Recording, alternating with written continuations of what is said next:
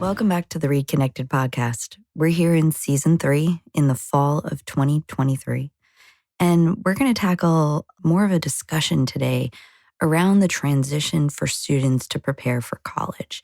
And there are incredible resources, amazing college counselors and coaches out there that are going to dive deeper into the specifics of the financial aid part, finding the best fit. And Gerald and I are just going to touch upon a few of those things without going too deep. We're really going to look at the relational, interactional components of what it takes to prepare for the transition to go from high school to some kind of higher education, or what that looks like as an individual, an adolescent, begins their journey to transition into young adulthood.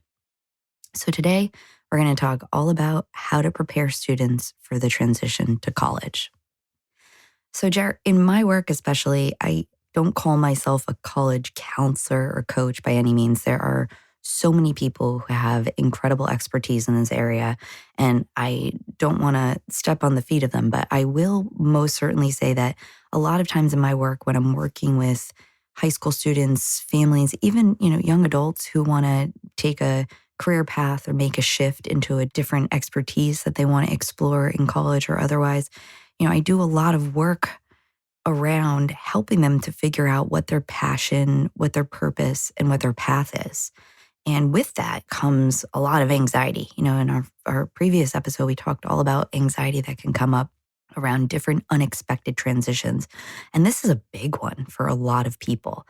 Going from high school where you might be living with your primary caregivers, you might have siblings around, you might have, a lot of different supports and resources in your community and school. You most certainly have more structure from just showing up and going to high school every day to moving on to a different institution or even a different realm of life, where individuals and these young people in general who are trying to figure out what they want to do next, there might be a lot of uncertainty. And I work with so many people who are trying to build and develop their executive function skills. And sometimes that's really difficult for them to make a plan and to move out of the here and now, that present moment, to be able to see the future and make these goal-directed decisions that seem a little bit outside of the realm of what they're familiar with, what they're comfortable with, and what they're ready to do.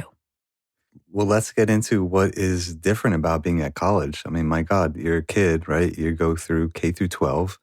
And for the most part, not everybody, but you tend to be with the same people, your whole childhood and adolescence.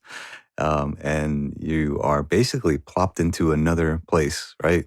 And you may be local, you may be in a different state, you may be in a city or maybe in a rural area, but you're going to be in a completely different place. And that may be an experience you've never had. Mm-hmm. Some people maybe they went to boarding school, or maybe they've gone to sleepaway camps or, different, sporting clinics and stuff where they've been to other places. But if you really put into perspective, and we always want to take the perspective of the kid, right? Or the Mm-hmm. person we're working with, and not assume that they're adults, right? They're still growing up, Mm-hmm. and their experience is their experience. So to actually physically, psychologically, emotionally be in a different place comes with a lot. Mm-hmm. That's not to scare people, but it's just to kind of put into perspective about what actually happens when you do transition to college. There's a lot there that I think we can keep in mind and support people around. Yeah, for sure. And it's such a big milestone. When you look at high school students and adolescents, they're always trying to prove their independence, their agency, their way in which they could contribute to the world in some way. And sometimes they have great skills to be able to do that effectively and positively and productively. And sometimes they don't, right? Sometimes they're trying to push boundaries and try to figure out things maybe in a not as safe and productive way. And how do we support them in this process? So we're going to get into all of that, but I really want to just touch upon very briefly some of the logistical things, because I always say, I take on a lot of the stress and anxiety of the families who are going through this process, because there's a lot that comes up. Is it going to be the right fit? Is it going to be a place that my child is going to be able to thrive? Are they going to have the right supports and influences around them? Can we afford it? So again, I'm not going to go into the logistics, but I just want to mention that, as you are beginning this process as a family, it's so important to consider these factors that can have an emotional toll and become stressful if you don't consider, things like a financial commitment to going to school, thinking about the location and distance from home, what feels comfortable, what's going to require extra transportation, thinking about the research and professors who are there at the institutions, because I always say to my students, I'm like, college is an amazing experience. It's a way for you to have some independence and freedom outside of the constraints of what you've been growing up with, whatever your situation and circumstance has been before that. And it allows you to explore, and you'll have some great social interactions, meeting new people with different perspectives. But really, to go to college for me is really about the experience and the interactions you have with the professors in the college community that you're going to be a part of. So I always say that's a big part of the research process. In this day and age, there are so many ways to learn. Learning is not just about going to an institution to get a degree. Learning is, there's an incredible plethora of outlets, podcasts for one, right? Also going on YouTube, going to different, talks or, shorter term learning experiences. Learning isn't just about going to an institution anymore. And I think that's a really important conversation to be had among a family to say, what is the goal and purpose of going to school? And when you are going to a place of higher education, what do you want to get out of it? And also, what do you want to contribute to it? I think we fall into this space where, you graduate high school. A lot of people think you just have to go to college. You have to go to college for so many reasons. There's federal governmental pushes for kids to go to college. There's societal pushes for people to go to college. There's career pushes for people to go to college. But is college always right for you?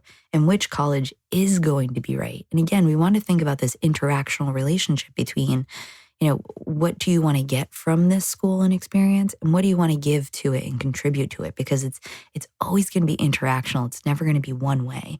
And we need to look at the bigger picture. And I always say, take this opportunity to really talk about what the values are of the family in terms of education and responsibility. And also help, the individual going through this process who might be transitioning into higher education, help them to reflect on this process, because they might just think that's just, part of what they need to do. It's just, they're going with the motions of it all and they're doing what everybody else supposedly is doing. And I think it's a really important thing to have those conversations and reflect personally, like having that self-awareness of what you want to get from something, what you want to contribute to it, and what's the purpose and value behind it is so important. Yeah, I mean, it is important. It's a huge decision. And I think we have seen, high school students who just avoid even talking about it or doing things, and they're procrastinating the process because it is overwhelming. Mm-hmm. It's a big decision. Like, there's no quote unquote right decision, as you're saying. And there's so many schools to choose from. So many schools. And how you around the world too that we don't even think about all the time. Right. There's the financial part of it. Colleges are very expensive.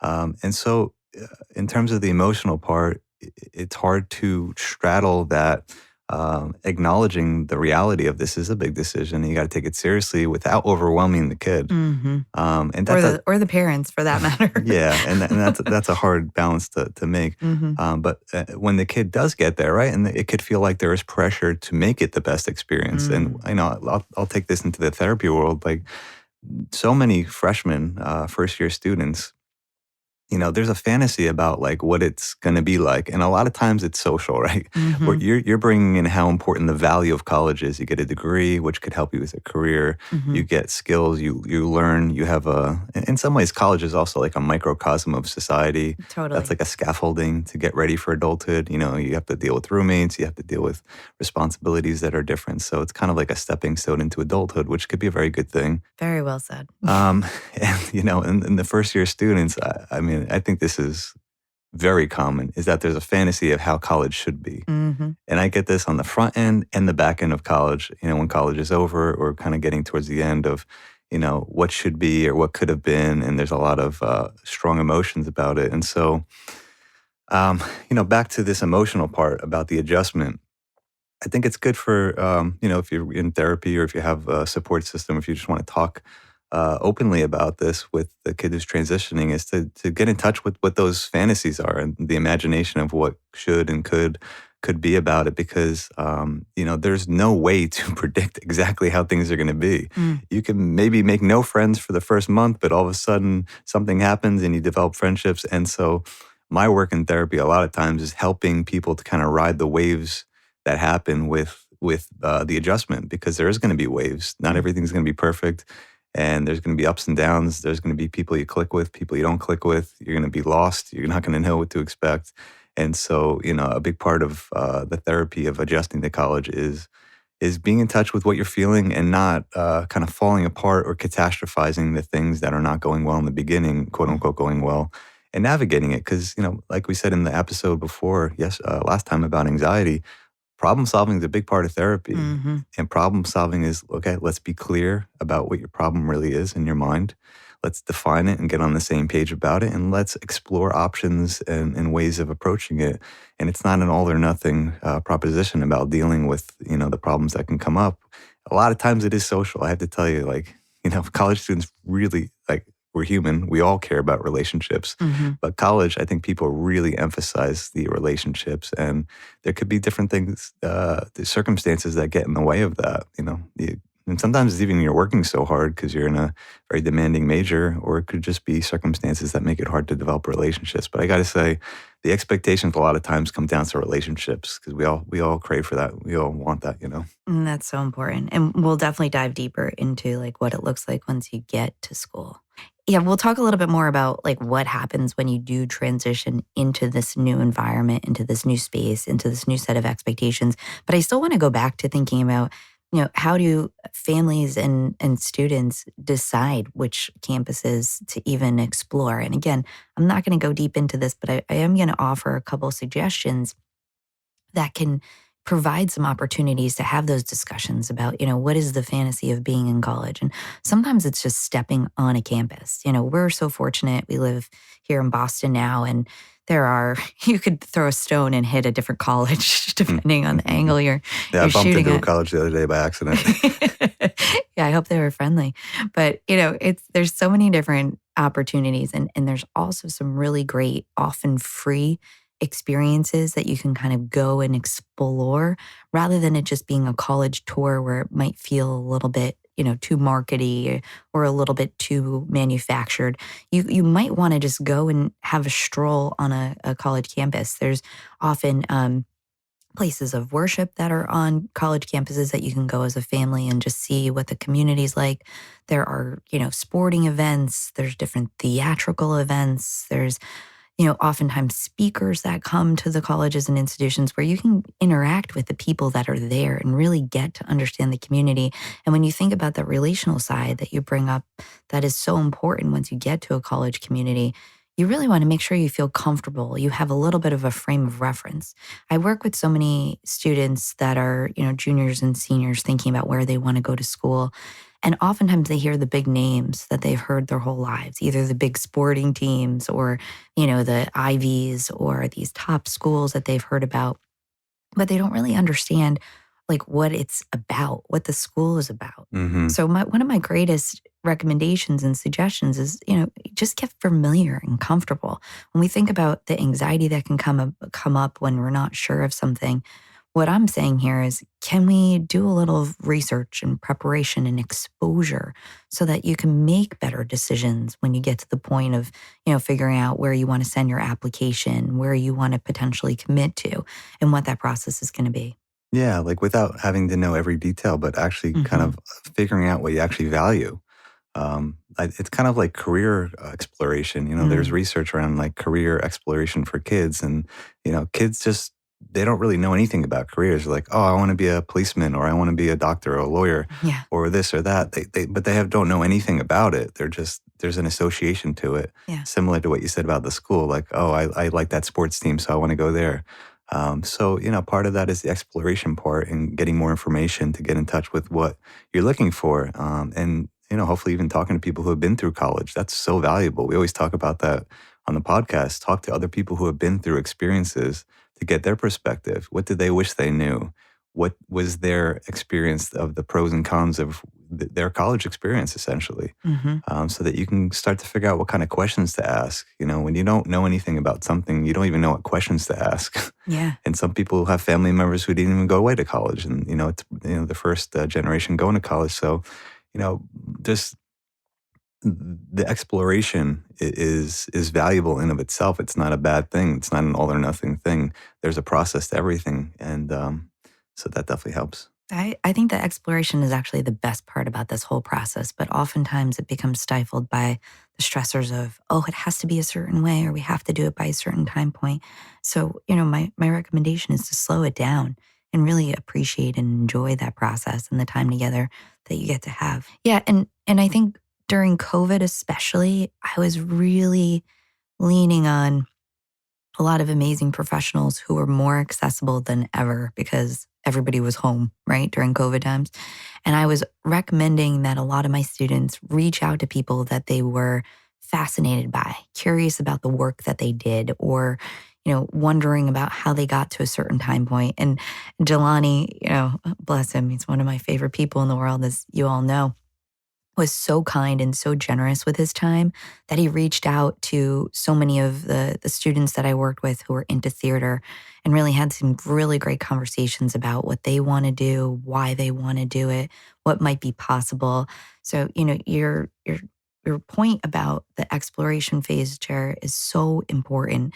And I always say that if a student is interested in something, if you think it's a career path that you want to pursue, to start learning as much about it as possible. Don't just hold on to like, oh, I want to be an engineer. I want to be a teacher. I want to be a doctor. I want to be this. Really think about like what is happening in those fields, not just with the career. I say, start reading some business magazines or some medical journals or looking at different research that's happening and see if anything resonates, anything that like sticks out and excites you, right? You can read some biographies about different people who have been successful in those fields. You can start talking to people that are in those fields, or just reaching out to people are doing similar work that you're interested in, and have those conversations. You might not always reach the top of the top that you're interested in talking to, but it's always worth giving it a shot. Putting it out there and asking. The worst thing that could happen is you don't connect with them, but at least you've tried and you've gone through that process. You've showed interest and effort. The other really cool thing that I think is happening now is a lot of colleges are also offering high school students an opportunity to take college level courses during the summer.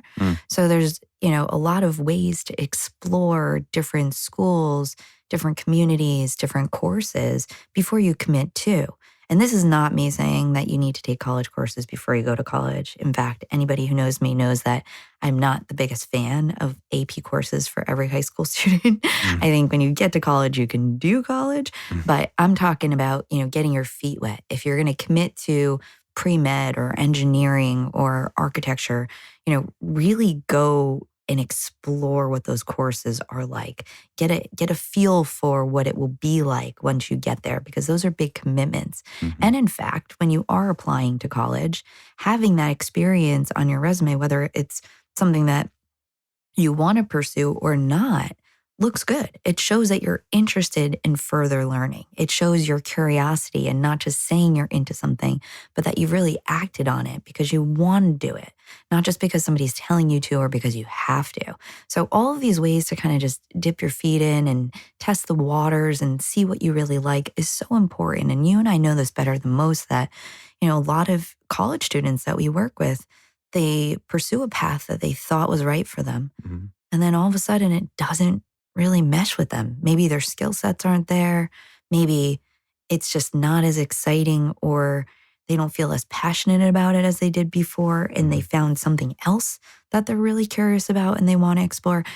Take the opportunity to kind of test the waters where the stakes are a little bit lower, where you haven't committed to a full program and, being away or something like that. I think it's so important to be able to explore and take the time to do that and reflect upon what you've learned. And I always say my students will appreciate this.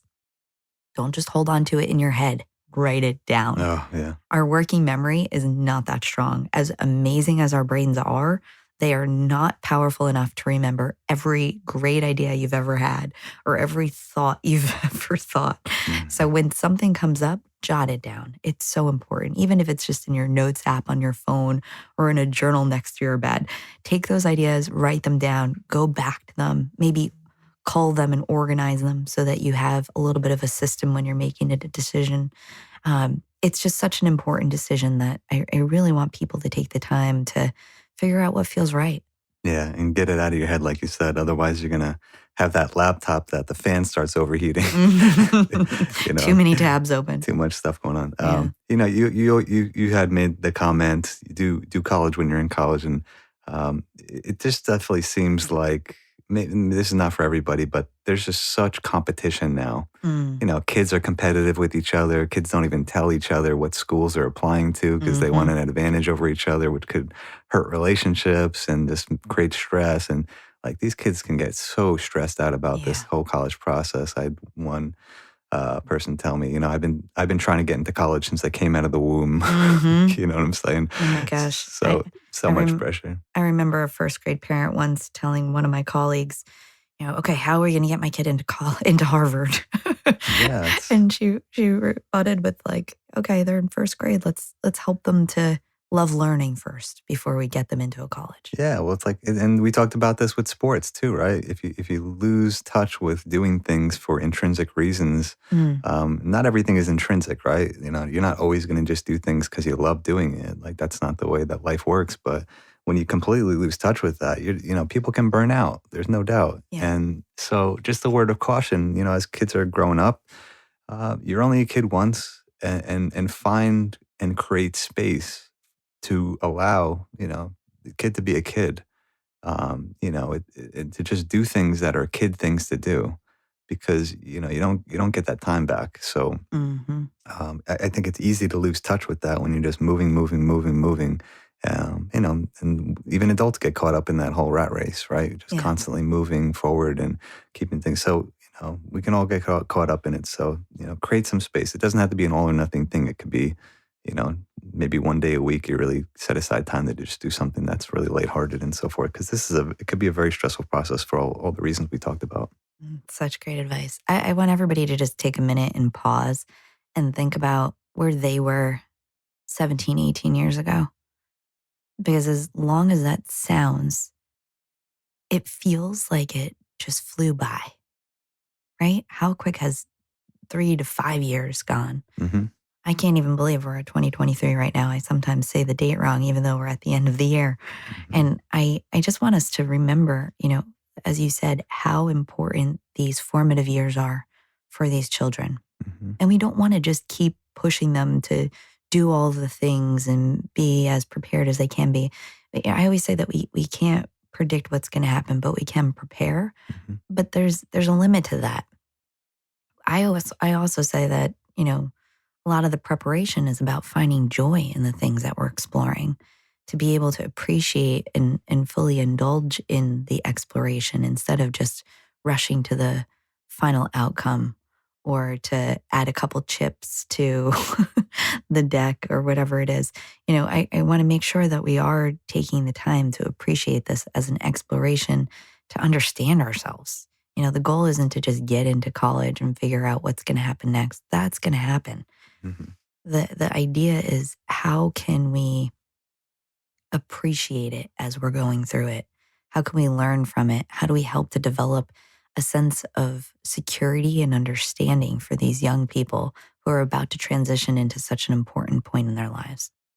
You use the word understand yourself, and maybe I'm jumping ahead here as we're saying don't jump ahead, but I have found some of the most fulfilling work I've done with people I work with in therapy is the exploration that they can have as young adults in college. And a lot of times it comes from challenges they faced. And it's hard to remember this, but college students are still maturing. Yeah. A lot of them are very immature in different ways, and that's not a criticism. It's just reality, right? When you're that age, and it could vary to different degrees, but you don't have the maturity to do things like understand your motivations for what you're doing and to learn about yourself, Mm-hmm. to prioritize things that need to be prioritized, to make sacrifices, to be flexible, all the things we always talk about. And sometimes, like a lot of times, people can come to me when they're going through hard times in college, but there's such growth that comes from it, right? Mm. Even athletes, right? Something tragic happens, whether it's an injury, and you're kind of forced to look inward, right? Because the college athletes are on high speed forward, Mm-hmm. get better, Mm-hmm. be the best. So many of them are perfectionists. Mm-hmm. And when something happens, and it's inevitable, and I'm kind of bringing to the athlete aspect, but there certainly is going to be, you're not the big fish in the small pond anymore the way you might have been in high school. Mm-hmm. And people can plateau, people can, have different dynamics on the team that could be stressful. And I see this a lot with the people I work with, where it forces you to look inward because it's a challenge, right? Mm-hmm. All of a sudden, I have to figure out who I am outside of just being, the perfect athlete who's successful all the time that everybody looks up to. I got to learn how to be a leader on the team when there's, negativity or conflict going on. I need to figure out, how to be humble and to grow and to get better, rather than feel like you're criticizing yourself if things are not going well, or to advocate for yourself. There's so many things, and there's so much room. And I think college students, I think deep down they yearn for that self-understanding and for Yeah. someone to get them, Yeah. because they're, like you said, they're starting to be adults, and they're starting to feel like, I want to prove that I can be independent, and they're kind of doing it. We support their autonomy, we support them, and we empower them. We don't feel like we're telling them what to do, where kids could resist that. It's more just kind of like, well, let's figure this out together. And Mm-hmm. I think that really empowers them, and it really sets them up for success when they graduate college. And they can feel like they kind of have a clean slate moving forward, rather than having a lot of this baggage that comes from challenges that kind of spiral downward without any upward spiral coming out of it. I kind of want to tap into the sports piece too. And it's not just athletes, it's anybody who is performing at a very high level in high school and have this attention that they often get for being, oh, they're the best in the school at this or that or whatever. Because I see all the time, and I know you do a lot of this in your work, that students who move from a high performing level in high school, and then, like you said, they become maybe smaller fish in a bigger pond, and they're still coming with some really elite skills, but there's often like a shift in identity. There's a huge transition point just moving from community to community, but also like your identity might shift. You might be going from being the leader or the person everybody looks up to or reaches out to in high school to maybe just, another player on a team. And that takes a lot of adjustment just emotionally and like you mentioned, maturationally.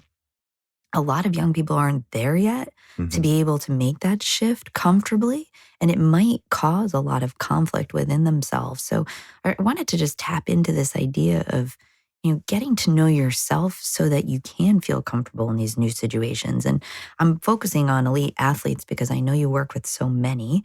And this also happens on the other end of college when they are transitioning out of the athletic world Hmm. into the real world and Hmm. they maybe aren't pursuing a professional athletic career. Hmm.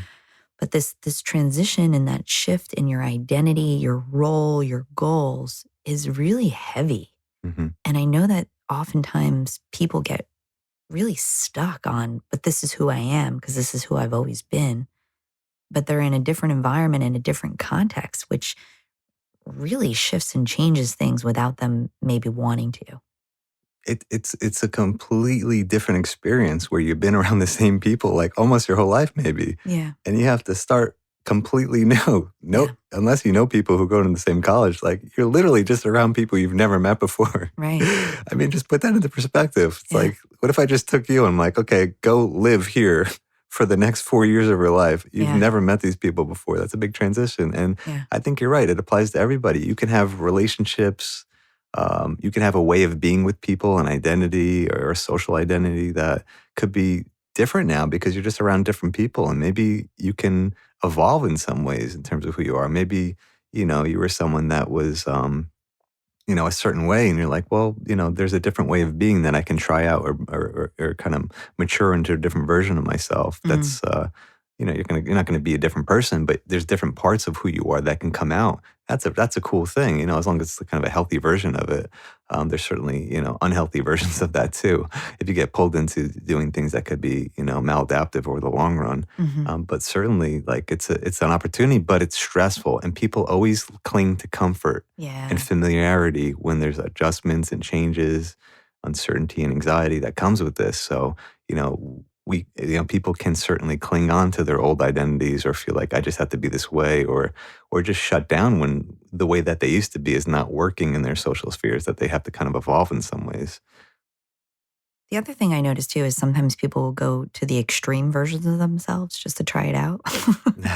And I think, the message for young people too here is, again, test the waters. You don't need to go all in or go to the extreme of anything when you're in a new environment and a new context. Sometimes just being patient, sitting back, observing, noticing, Mm, seeing, what's going to be the best fit for me socially, academically, or on a grander scheme in a different way. Um, and try to make intentional decisions, right? What's going to serve me well? hmm What's going to be supportive for me in this new chapter of my life? Yeah, I guess a classic example, and this is no judgment about Greek life or anything like that. Greek life is a big part of people socializing, and certainly people get a lot out of it. But there is a dark side to everything, and there's a dark side to Greek life. And some my research actually for my dissertation was people who have been Hmm. bullied or victimized in some way before college, that um, they were more likely to be part of hazing, essentially be hazed once they were in college. And so there's very little research in this area. And so the theory of why that might be is that maybe, being so disempowered by being bullied or victimized before college, that maybe you just have this strong yearning to be a part of something, Hmm. to feel like you belong somewhere, to feel like you're going to be accepted by a group, that you're actually willing to be hazed in order to Hmm. achieve that. Hmm. But also, what I found is that they're also more likely to be negatively impacted by the hazing. Hmm. And hazing is something that's in private. And, I'm not going to get into hazing because there's a lot of stories you may come across or hear that it's just very dangerous and very hurtful to people, particularly people who have been hurt in the past, because Hmm. they carry that with them and they're more vulnerable. Um, so back to your point about, like, you don't want to, like, just go to an extreme difference, because if, let's say, you've been bullied, and there's research that people who have been bullied also become the bully. Hmm. And what is that other than overly compensating for your insecurity about being bullied, and want to overcompensate by bullying someone else to feel like you have power again? Right. And that's not what we're talking about. It's not like, oh, well, try on, being the opposite of being bullied. You're gonna actually bully someone else. Like, that's not what we're talking about. We're not. So be careful about the way that people can overcompensate for their insecurities or things they've been through. We're talking more about what are these healthy versions of yourself that you want to embrace. And if you've been bullied too, like, it's a great opportunity to go to college and feel like you can have new relationships where you Mm. don't have that identity that, people know you as someone who's been bullied, that you can meet new people. Like, it's a fresh start in some ways. Obviously, you want to know your patterns too, because if you have gone through that, you might be more prone to, perceiving things in a more sensitive way when it's not totally accurate. You can be more sensitive to rejection, and that could kind of create difficulties with relationships or make you more reactive. So certainly therapy and other ways of helping yourself to, not let that, what could be traumatic, kind of lead to traumatic reactions that could get in the way of the things that you want. Certainly, we are who we are when we show up wherever we are. So if you're going to be in college, you're the same person you were before you came to college. You're just bringing that stuff with you. So, it's just a plug for therapy. Prepare yourself for college by, dealing with your stuff that you've been through, so that, you're not carrying that with you, and it's going to get in the way of experiencing things that you want to experience when you get to college. So it could be a more open and positive experience for you. And that takes work, that takes time, but, there is support out there for that. I also want to say the opposite end of that is that sometimes students I've talked to have the fantasy of once I get there, everything will be better. Yeah.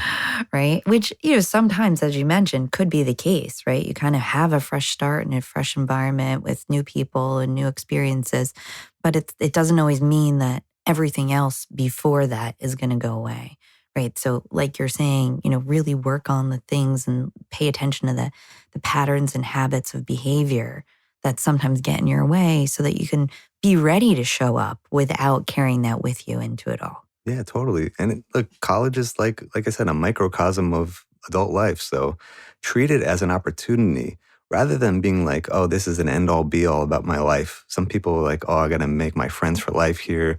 This is so much pressure to make this the best experience. I would treat it like this is an opportunity to try out who I want to be and use it as an opportunity. And there's a lot of stuff that can happen at college. There's events, there's clubs, there's organizations, there's activities, that you can, there's, your career.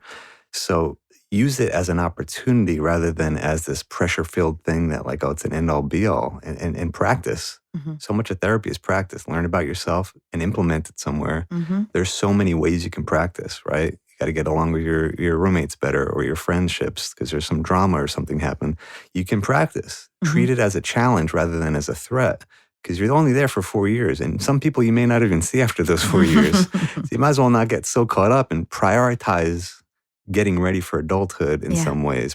Keep the priorities on a higher big picture level that will ground you and keep you moving forward. Otherwise, you can get caught up in all these little things that pull you down from moving towards, becoming the type of adult that you want to become. Yeah, that's such great advice and such great points. And I think, finding the people that you're going to surround yourself with to allow for you to do that is so important.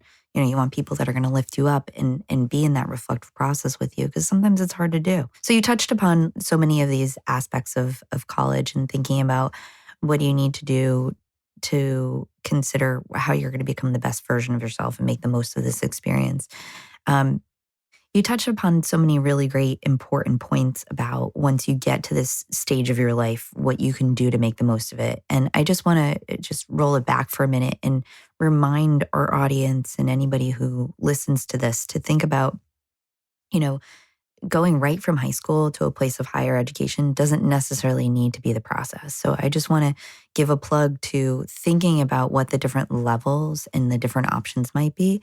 A lot of people do really well taking a gap year, and there's some really wonderful gap year programs where students can travel around the world. They can do internships. They can have work study programs. They can explore in so many different ways. They can take community college courses where they're just, lower stakes, trying to test the water, seeing if college is right for them, maybe while they're working or volunteering or supporting their household in a different way. There's also the idea of just going to work, right? Just having a responsibility that has nothing to do with, your family dictating the rules and expectations, that it's somebody else that is telling you, what the expectations are of a job, that you get to make some financial income. And a lot of times that's really empowering for individuals who are about to start college because they want to be more financially responsible. They want to have that financial freedom. And maybe that allows for them to take the time to figure out which field they want to enter into and the courses they want to study or the people that they want to be working with or around. Or there might be apprenticeships or internships and other ways to kind of figure out how do you get to the next step and the next level. College isn't for everyone. You have the entrepreneurs who are out there in the world that set the example that, if you have a great idea and you have the follow through and you have the passion and you sacrifice to be able to make things happen, you can be incredibly successful without a college degree. Yeah, and I like what you said too. Like, get some job experience, just to kind of develop that part of yourself. I've never worked with a kid, adolescent, who didn't work somewhere, even for the summer or something, and didn't enjoy making money themselves. Yeah. And we did that growing up, right? Like, I was working at the ice cream shop in high school. I was delivering pizzas, which, by the way, was before GPS. Got some good stories from that time period. No doubt. And so, it's a good experience to evolve into adulthood, which takes time and it takes it's kind of like exposure therapy. You want to kind of take things in steps. And so if you're going to go away to college and you've had no experience kind of dealing with life outside of like just being a student and kind of controlling very minute things about your life, if you're not really exposed to, the wilderness, so to speak, metaphorically, that could be hard once you actually are exposed to it when you transition to college. That's why sometimes the gap year helps certain people. But also, think critically about that. Other than just, trying to get the best grades and trying to get all the APs, like also, and just doing things for the sake of getting into college. Mhm. Think about how you're preparing yourself to evolve into young adulthood in different ways to become more responsible. And look, kids have to own this. It's Mhm. really hard when they don't own it and they're Mhm. just kind of rebelling against their parents, like, I don't want to work, or I don't want to do this, I don't want to do that. That I'm not going to get into that, like how parents can deal with that. There could be dynamics that could help with that, but it really is amazing when the kid takes ownership. Like, yeah, I'm going to Mhm. get a job, and like I'm going to do this, I'm going to get this experience, and they enjoy it. I had so much fun working when I was a kid because there's just an aspect to it that feels good, and you can build relationships in a different way. Yeah. Obviously, it's different for different people. Sometimes it's for different people. It could be a huge stress, and it could be a huge burden for a lot of different reasons. But you know, That brings me to, this next point that I, am so passionate about is how do we build skills? How do we encourage the development of skills to be prepared for the next phase? And as you mentioned, having a part-time job or a summer job is incredibly empowering for kids. I mean, I think for our experiences, we were lucky enough to be exposed to working, but we always were. But I think it allowed for us to develop our communication skills. Like, we could talk to people since we're very young that are much older than us. mhm. We learned a certain level of respect and communication and interaction with other people. Mm, We learned the value of money and earning money for yourself. mm, Not to mention the countless other skills that are related to taking on different jobs and tasks, whether it's a chore at home or you're out in the community. Even volunteering has an opportunity to be able to develop skills. So we're touching upon all these things that oftentimes I hear kids say, my mom or dad or my parents told me I had to do this to be able to put it on my college application. And I'm saying we need to reframe that completely, as you said before. Can this be about we are preparing for life, right? Versus we're preparing to just get into a college. And I think it's so important and so valuable. And from an executive function perspective, it gives young people an opportunity to think outside of the realm of their day to day. It gives them exposure to different environments, different contexts, different people, different expectations and responsibilities. You go from school to home most of the time. mhm, Sometimes there's some kind of activity or athletics in between. mhm. But the more, really positive, supportive adults in the world of a young person is also incredibly important. Oh, yeah. I remember my bosses, right? Like, you remember those experiences, you Yeah. do a good job, you earn respect, and it feels good that you earn the respect of your boss wherever you're working. And at that, and bosses are not going to take, the stuff that maybe your peers or your parents are going to take. It's You so may true. you may get in trouble at work, so that you get feedback, right? Yep. You get the Yep. real world experience. And so you can put this on the kid and say, look, if you want independence, right? All kids are like, I want to be independent. I want to be my own person. I want to control my own life. Okay, fair enough. That comes with responsibility. Absolutely. And so if you have the freedom and the independence, you better start developing that responsibility, because if you don't, you're going to lose your independence and your freedom quickly. You just will, because life will give you those consequences where you're going to lose everything that you wanted, by self-destructing, or not taking care of the responsibilities, doing what you need to do. And look, there's different versions of this. Some people feel too responsible for things, too Right. guilty about everything. They Right. feel too much pressure, and that's more of like the anxiety and the clinical anxiety that would take a different approach.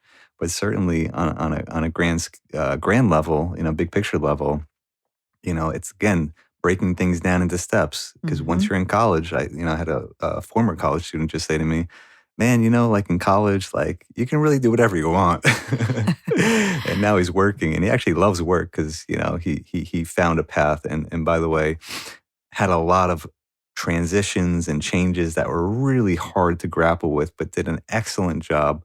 So proud of this guy for working through disappointments and changes and all these very stressful, upsetting things that happened during college, that he came out he came out on top with it, Mm. which is really hard, but he did the work and he took ownership over that process. And so all that being said, you you got to take ownership over it and take the small steps to preparing, like exposure therapies. Break things down into steps. Hmm. And independence is as a parent, find the small step.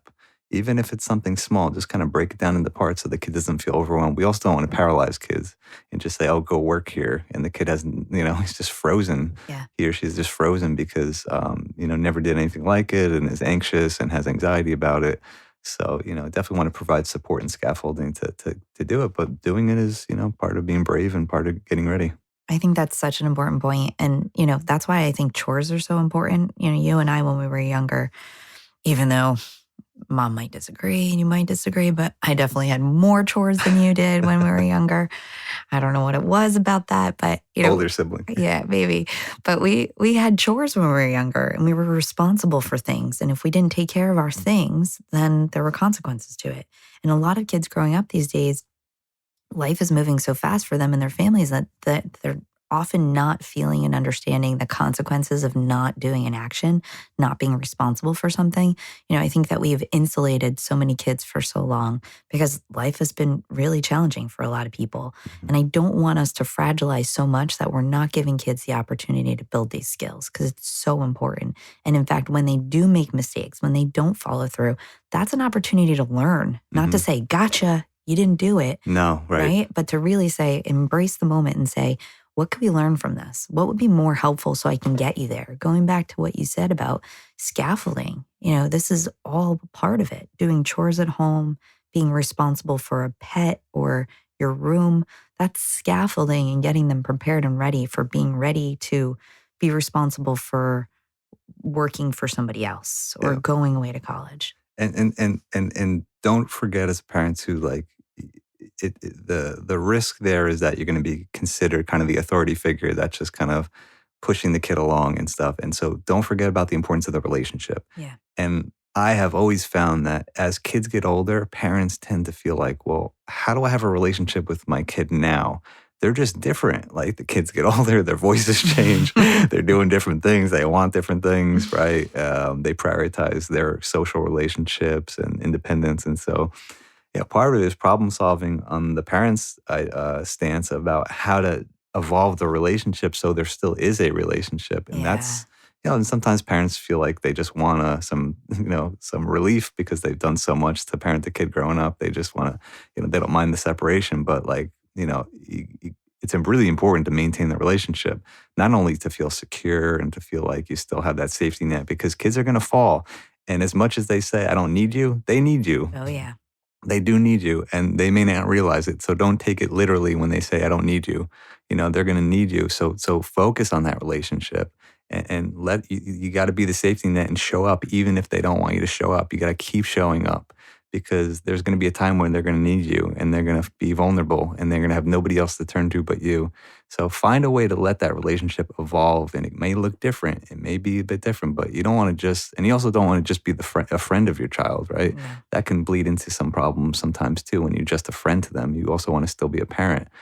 But let it evolve into something. It may be different, right? You're not, reading a bedtime story to the kid anymore because they're getting older. You got to find different versions of it that make sense developmentally so that secure attachment and that connection is there. That's an important thing. As much as kids say they don't care, they do care deep down inside. We hear all about it in our work especially. But, that's so important. And to make sure that we're giving opportunities to both trust in the developing child and then reflecting with them. Sometimes we might say, oh, you can go and do this by yourself, but make sure you take the opportunity to reflect on how that felt for them. How did it feel being out and about, going to the movies with your friends for the first time by yourself, right? How did it feel to have to pay and, manage money and get change back, or to make a good decision about what kind of snacks you were getting, right? You had every option. Which one did you choose? Engaging in those conversations is so important. And in fact, that helps them to develop these skills of critical thinking and problem solving so that they can say, oh, wait, I did make that decision. Maybe that wasn't the best decision I could have made, or I made a good decision. Look what I did. And look at the fun time I had. And look at how I feel. And now, I was able to follow through and manage and maintain an expectation with my parents, then now they trust me more. Maybe I'll have more opportunities to do this, right? We are often as adults manufacturing and sometimes manipulating and setting up opportunities for kids to do things, but we're not giving them enough opportunities to just test the waters and try things out. So I'm going to go back to this idea of like everything's an exploration. How did it feel? What do you think? Is it in line with what you believe, what you feel strongly about? And what can we do next? What might we want to actionably do differently in the future? Or maybe it worked and we want to test the waters and try it again in a similar way and see what the response and the experience was. Yeah, so much of life is trial and error with a safety net, ideally. We started this podcast and I was like, what, we do a podcast? We started off, the sound quality wasn't great until we got this wonderful studio, CyberSound Studio in Boston, and great producer Rob and Perry, the owner. And we evolved over time. Yeah. And we made some changes as we went, right? But, that is normal. Some episodes and days will be better than others, and that's okay too. Yeah. And the whole point, as you're saying with parents and kids, is you'd rather your kid be honest with you than not. Yeah. So reflecting and giving this space to talk about things openly, and kind of providing that safety and the support to talk through things, I would say maybe some parents are like, I'd rather not know certain things, right? Obviously, sometimes that could be valid too. But like, if the kid's hiding things from you that they probably should be talking about, start to nurture that relationship in that type of way. And as you're saying, that could be helpful for that. Totally. And I think that it strengthens, it builds, and it develops the relationship when you have those, again, interactions between trusting and reflecting. Because all of those points, whether they work out well or not, are opportunities for learning, which is building skills, which is building confidence in the child, which is building this open communication that, believe me, you don't want for them to get to college and hide everything that's happening for them and then end up in a different situation where maybe they're failing, they're exposing and experiencing things that maybe are maladaptive and not helpful for them. Maybe they're having relationships or having social interactions that are negatively impacting them or the people around them. You want to have these conversations early so that when they get to a point when they're not in your household, when they're not as much in your care, that they're thinking about those conversations you've had. They're thinking about these experiences that they've had so that they can continually grow and make different decisions that they can feel good about and that are ultimately building their concept of themselves. Definitely. Oh, that was all you got? Okay. Yeah. So, and again, it goes back to like building emotional and self-regulation. I say that those are superpowers these days. We're going to have emotions. We're going to have big reactions to things.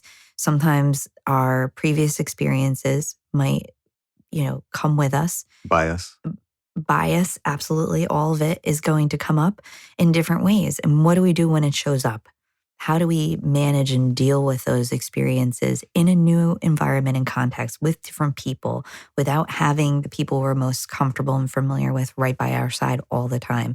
How do we deal with this and manage it? So in high school and even before, that's the power of building these relationships and these conversations, whether it's with a parent, a trusted adult, a mentor, coach, teacher, therapist, whatever it might be. It's so important to explore this early so that when college comes, when this next chapter outside of high school begins, that this is the foundation that these individuals, these young people are working from. Yes. And if there's people in the community where you grew up, if there's extended family, get that relationship strong so that, there's multiple people they can go to instead of just the parents sometimes, right? Totally. Maybe you got an uncle that's like, really there for you. And then when you're at college, you're like, oh, I feel like I want to call my uncle or my aunt or, grandparent or something, right? Like, don't neglect all the resources in one's life and the support system. It doesn't have to be one thing. Think creatively about that. Yeah. And we can, there's books out there and we could write a book on all the things that you can do in preparation for this. But there's one more I really want to make sure that I talk about is the fact that young people's prefrontal cortexes are still developing during this phase of life. and some will come online and strengthen faster than others. And we want to be super mindful of how we can support and be there for them. So we're talking about a lot of preparation. The whole theme of this season this year is about how do we prepare to support ourselves And take care of ourselves. and take care of ourselves. And for preparing for this transition, we want to start early with, feeling comfortable and confident communicating.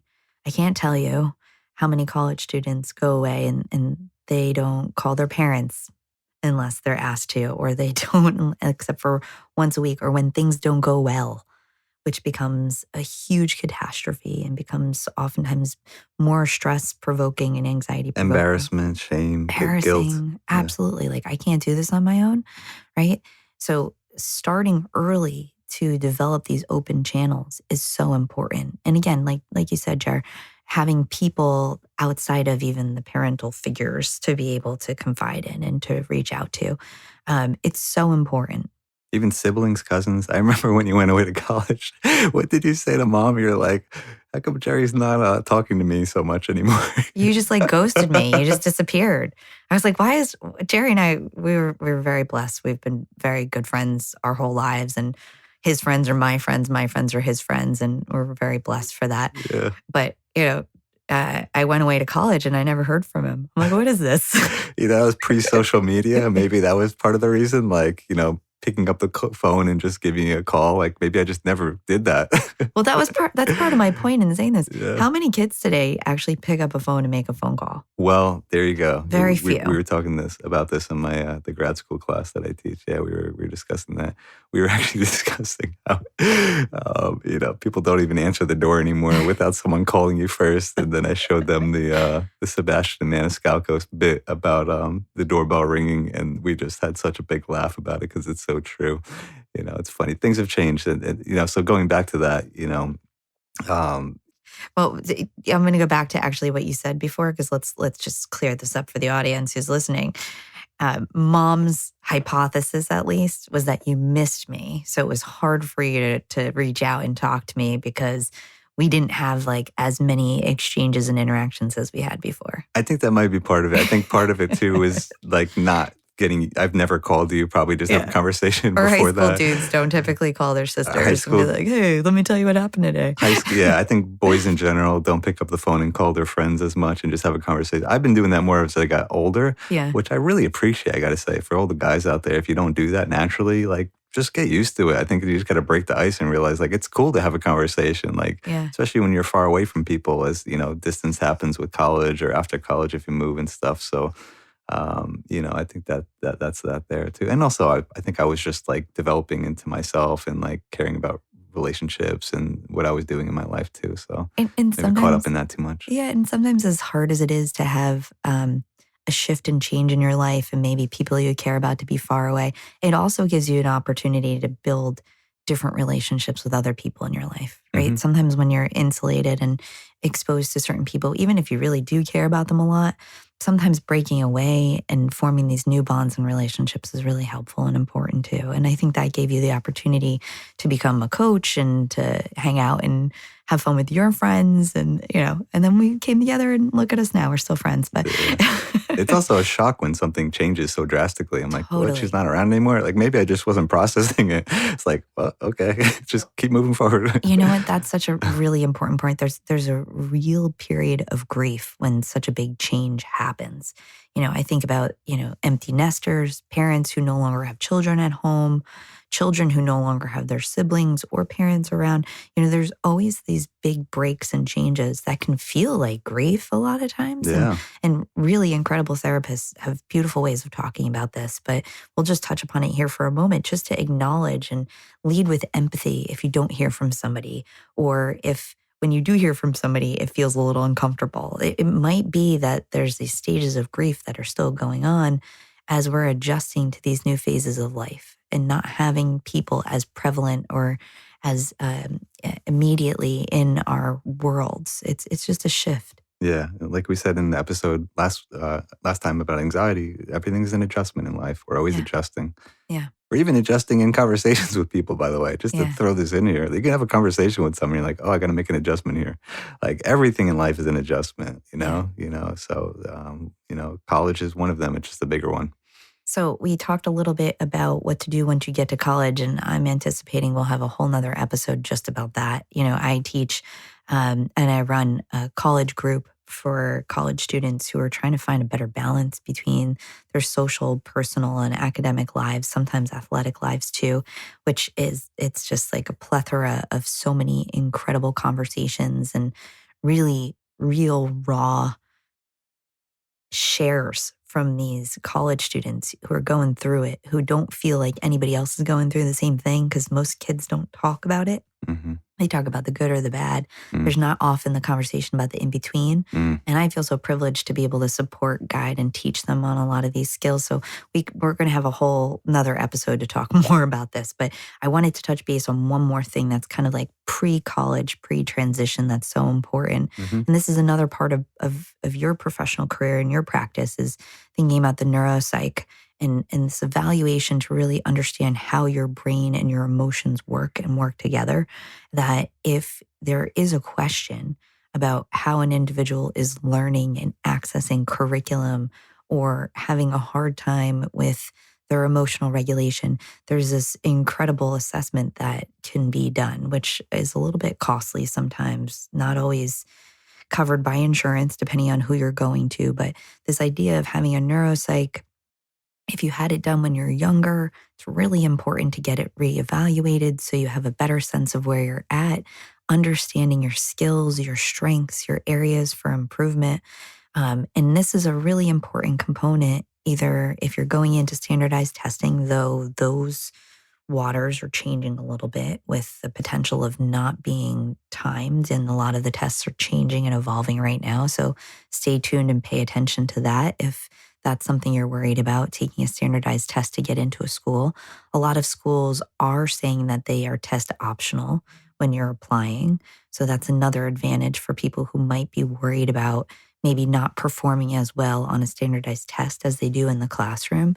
But also as you're going into college and transitioning into school, and we'll talk about this more on the next episode about how to adjust and be prepared and do what you need to be your best version of yourself in college, is to make sure that you can, tap into the supports that are available on a college campus, to be able to talk to the Office of Disabilities or Accessibility, to be able to say, these are accommodations that are helpful for me to be my best version of myself as a learner, or even socially. Sometimes there are housing arrangements that you can get an accommodation for if that's something you need.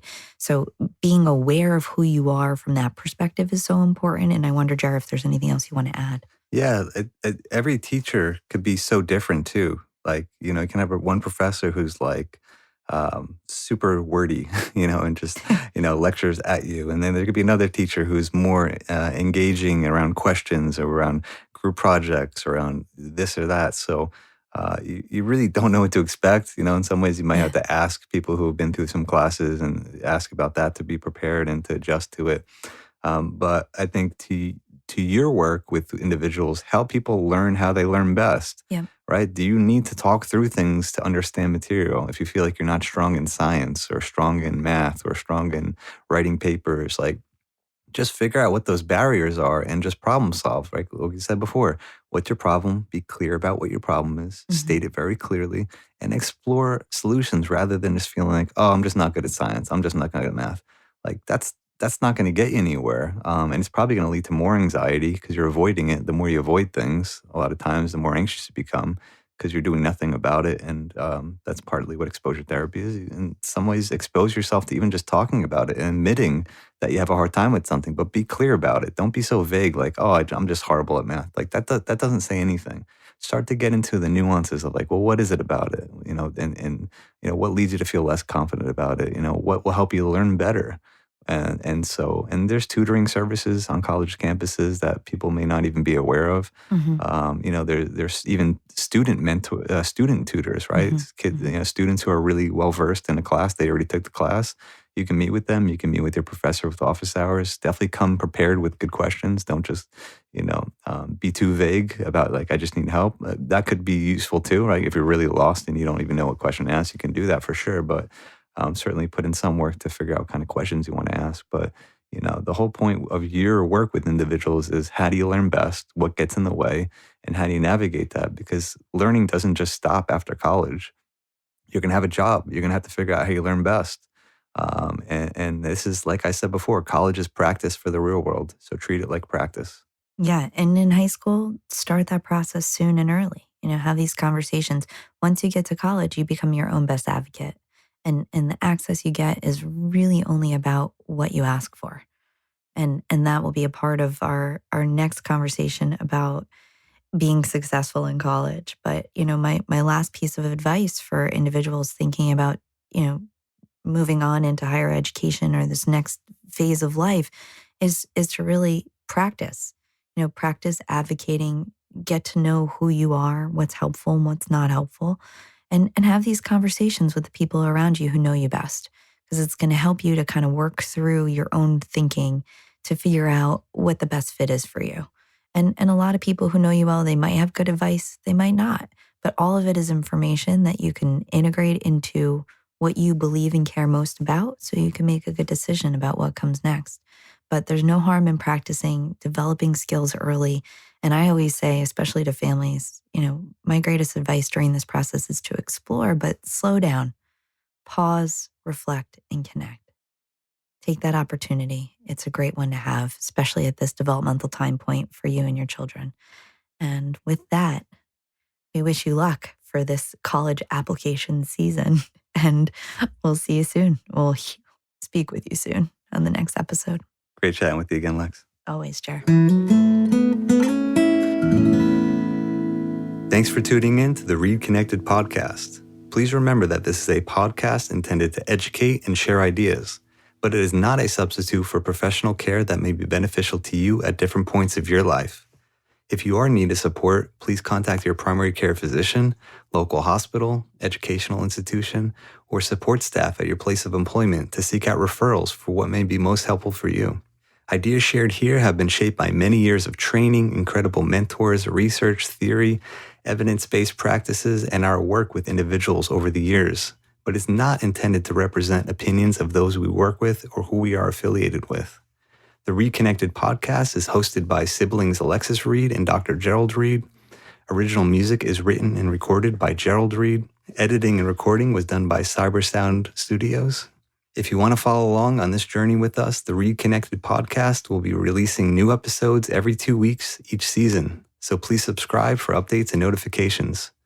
Feel free to also follow us on Instagram at ReidConnect-Ed Podcast. That's ReidConnect-Ed Podcast, and Twitter at ReidConnect-Ed. We are grateful for you joining us and look forward to future episodes. In the meanwhile, be curious, be open, and be well.